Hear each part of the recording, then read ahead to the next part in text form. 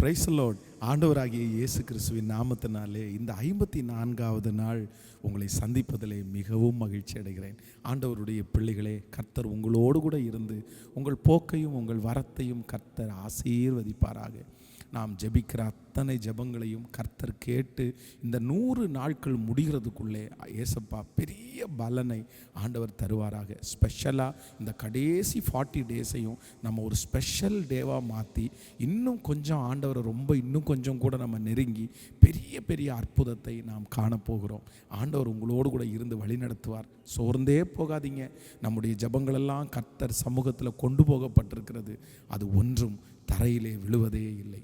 ஆமென். ஆண்டவருடைய பிள்ளைகளே, இன்றைக்கு ஆண்டவருடைய வார்த்தைக்காக நான் எதிர்பார்க்கும்போது எரேமியா தீர்க்கதரிசியின் புஸ்தகம் 18ஆம் அதிகாரத்தினுடைய 4வது வசனத்தை ஞாபகப்படுத்தினார். வாசிக்கலாம். குயவன் வனைந்து கொண்டிருந்த மண்பாண்டம் அவன் கையிலே கெட்டு போயிற்று.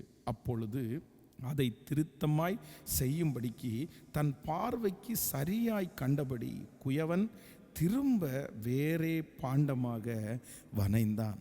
குயவன் திரும்ப வேறே பாண்டமாக வனைந்தான். ஆண்டவருடைய பிள்ளைகளை, இப்பொழுது இந்த குயவனுடைய கையிலே ஒரு பாண்டம் இருக்கிறது. அது கெட்டு போயிடுச்சு அப்படின்னா அது உடஞ்சு போயிடுச்சு அப்படின்னு கூட நம்ம சொல்லலாம். அப்போது இன்றைக்கி நிறைய மனிதர்களுடைய வாழ்க்கையிலே ரொம்ப மன உடைவு, மனசு உடஞ்சி போயிடுச்சு. கணவன் மனசை உடைச்சிட்டாரு, மனைவி உடைச்சிட்டாங்க, வேலை செய்கிறதுல யாரோ உடைச்சிட்டாங்க, நேசிக்கிறவங்க உடைச்சிட்டாங்க. இந்த உடைவு வரும்போதெல்லாம் சில மனிதர்களால் அப்படியே தாங்கவே முடியல. ஐயோ, நான் இவங்களை மலை போல் நான் நம்பினேனே, இவங்க என் இருதயத்தை உடைச்சிட்டு போயிட்டாங்களே. யாரை நம்ம அதிகமாக நம்ம நம்புகிறோமோ நேசிக்கிறோமோ அவர்கள் ஈஸியாக நம்முடைய இருதயத்தை உடைச்சிட்டே போவாங்க. ஏதோ ஒரு ஆசீர்வாதம் இல்லாததுனால கூட உங்கள் இருதயத்தை உடைச்சிருக்கலாம். இன்றைக்கு இந்த சத்தத்தை கேட்டுக்கொண்டிருக்கும் போது ஒரு உடைந்த இருதயத்தோட இந்த சத்தத்தை கேட்டுக்கொண்டிருக்கலாம். ஏதோ ஒரு சூழ்நிலை நிமித்தமாய் உங்கள் இருதயம் உடையலாம். ஆனால் ஒன்று நினைத்து கொள்ளுங்கள், யார் அதிகமாய் உடைகிறார்களோ அவர்கள் அதிகமாய் பயன்படுவார்கள், அவர்கள் அதிகமாய் வாசனை கொடுப்பார்கள். நான் நம்புகிறேன், இப்போ நீங்கள் கடந்து போகிற இந்த உடைவு கண்டிப்பாக உங்களை ஒரு பெரிய சாட்சியாய் நிறுத்த போகிறது. கர்த்தர் எந்த பாத்திரம் அதிகமாய் உடையுதோ, எந்த மனுஷன் அதிகமாய் உடைகிறானோ அவர்களுக்கு கண்டிப்பாக ஒரு பெரிய எதிர்காலம் இருக்கும். அதில் சந்தேகமே இல்லை. ஜெபம் பண்ணும்போது உடஞ்சு அழுறீங்களா? யாராவது ஒருத்தர் சொல்லும்போது உடஞ்சு அழுகிறீங்களா? உங்கள் சூழ்நிலையை பார்த்து அப்படியே உடஞ்சு போகிறீங்களா? நான் நம்புகிறேன், நொறுங்குண்டதும் நறுங்குண்டதுமான இருதயத்தை ஏசப்பா ஒரு நாளும் புறக்கணிக்க மாட்டார். உங்கள் இருதயம் உடைதுனாலே உங்களை ஆண்டவர் வல்லமையாய் பயன்படுத்த போகிறார் என்ற அர்த்தம்.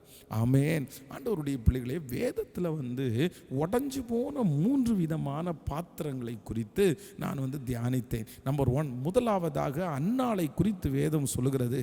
அன்னாள் தன்னுடைய இருதயத்தை உடைத்து அப்படியே ஊற்றினாள். அவங்க இருதயம் ரொம்ப உடஞ்சிருச்சு. அப்படின்னா பிள்ளை இல்லை அப்படின்ற அந்த வார்த்தையை அவங்களுக்கு ரொம்ப கேட்டு கேட்டு மனசு உடஞ்சி போய் எல்லாரும் சந்தோஷமாக இருக்காங்க, அவங்களால சந்தோஷமாக இருக்க முடியல. எல்லாரும் சாப்பிட்றாங்க, அவங்களால சாப்பிட முடியல. காரணம் என்னன்னா அவங்க இருதயம் அப்படியே உடஞ்சி போயிருச்சு. ஐயோ, அந்த பேசின வார்த்தை, பெண்ணினால் பேசின வார்த்தை, வேலைக்காரிகள் பேசின வார்த்தை அவளால் தாங்கவே முடியல. அந்த இருதயம் உடஞ்சிருச்சு.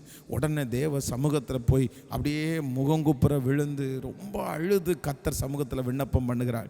என்ன நடக்குது அப்படின்னு சொன்னால் வேதம் ரொம்ப அழகாய் சொல்லுகிறது. அந்த உடைஞ்சு போன அந்த பாத்திரத்தை வாசனை கொடுக்கிற ஒரு பாத்திரமாய் கர்த்தர் மாற்றினார். உடைந்த அன்னாளுடைய வயிற்றிலே தான் சாமுவேல் என்கிற ஒரு பெரிய தீர்க்கதரிசியை கர்த்தர் கொடுத்தார்.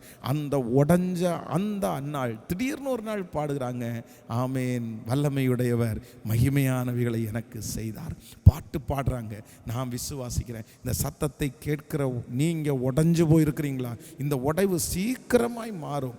அதற்கு பிறகு ஒரு பெரிய மகிமையை கர்த்தர் தருவார். ஸோ இந்த உடைவு தீமைக்கு இல்லை, நன்மைக்கு.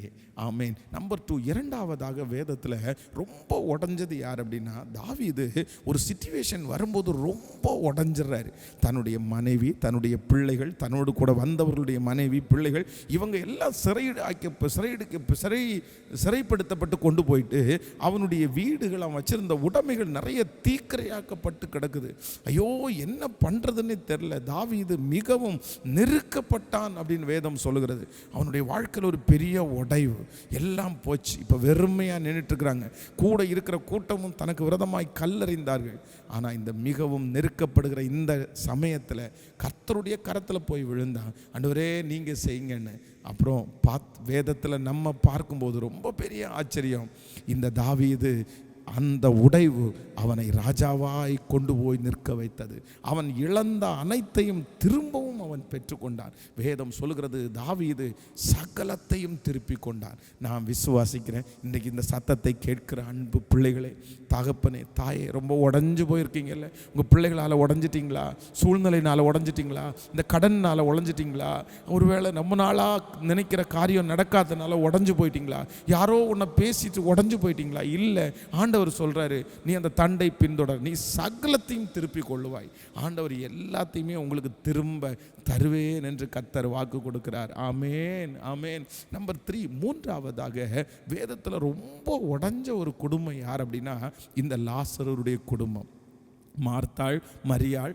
ஆண்டவர் ரொம்ப நேசிக்கிற சீடன் மரித்து போகிறான். ஆனால் ஆண்டவர் இப்போ கொஞ்சம் காலதாமதமாக வர்றாரு. உள்ளே வந்த உடனே அவங்க இருதயத்தில் இருக்கிற உடைவை பார்த்த உடனே வேதம் சொல்லுகிறது, இயேசு கண்ணீர் விட்டார். இயேசு கண்ணீர் விட்டார். அந்த உடைவை அவரால் தாங்க முடியல. அப்போது உடனே என்ன நடக்குதுன்னா, அந்த லாசருவை கர்த்தர் உயிரோடே எழுப்பி அத்தனை ஜனங்களுக்கு முன்பாகவும் சாட்சியாய் கர்த்தர் நிறுத்துகிறார். ஆமேன். அப்படி உடஞ்சு போன ஒரு குடும்பத்தை சாட்சியாக நிறுத்தின தேவன் உங்களை ஏன் நிறுத்த மாட்டார்? சிஸ்டர், இந்த உடைவை குறித்து பயப்படாதீங்க. பிரதர், இந்த உடைவை குறித்து பயப்படாதீங்க. இந்த உடைவு நன்மைக்கு தான். இந்த மனுஷன் இப்படி உடைச்சதுனால தான் அடுத்து நீங்கள் தனியாக நிற்க போகிறீங்க. இந்த நபர் இப்படி உங்களை விட்டு போனதுனால தான் உங்களுடைய மனசு இன்னும் ஸ்ட்ராங்காக போகுது. இப்படி உடைச்சிட்டு போயிட்டாங்கல்ல, இது ரொம்ப நாள் நீடிக்காது. அப்படின்னா பாச என்னை எல்லாத்தையும் உடைச்சிட்டு போயிட்டாங்க, நாங்கள் ரொம்ப பின்னாடி வந்துட்டேன். இல்லை இல்லை இல்லை இல்லை, இந்த உடைவை நன்மையாக மாத்திர ஒரு ஏசப்பா இருக்கிறாரு. நீங்கள் உடஞ்சிட்டீங்கல்ல, கண்டிப்பாக நீங்கள் பயன்பட போகிறீங்க. ஆமேன். உங்களுக்காக நான் ஜெபிக்கிறேன். தகப்பனே, எங்கள் பிள்ளைகள் ஆண்டவரே அனுப்பி இருக்கிற ஜெபண்டப்பங்களுக்கு ஒரு பதில் கர்த்தர் தருவீராகப்பா. இந்த 100 நாட்கள் முடிகிறதுக்குள்ளே ஒரு அற்புதத்தை நாங்கள் பார்க்க போகிறதற்காக நன்றி ஏசப்பா, நன்றி அப்பா.